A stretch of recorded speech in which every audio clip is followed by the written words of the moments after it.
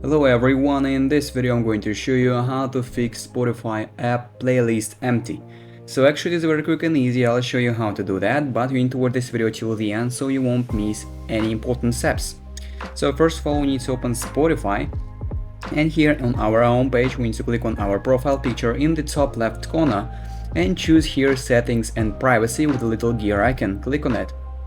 And now as we need to go to the settings, of course, with the settings list, and scroll down and find storage right here. So simply click on the storage. And now as we are on our storage settings, we need to simply go and clear the cache of this application, because cache may be the reason why we get this type of problem. So simply click on the clear cache and then confirm the action clicking on clear cache once again. And once we did it, our cache is cleared. Now we can refresh the application and go back and check if everything is fine or not.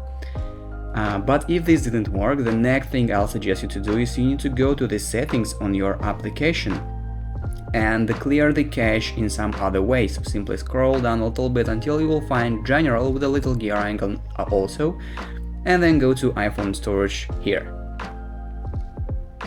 Wait a little bit and find here Spotify in the list of applications. If you can't find it, you can just simply search for it in the search bar right here. So simply type Spotify and then click on Upload App and then confirm the action clicking on Upload App again once again, and the cache will be cleared as well. And basically that is it. That is how we can fix Spotify app playlist empty. If you found this video useful, leave a like and subscribe to the channel. Thank you.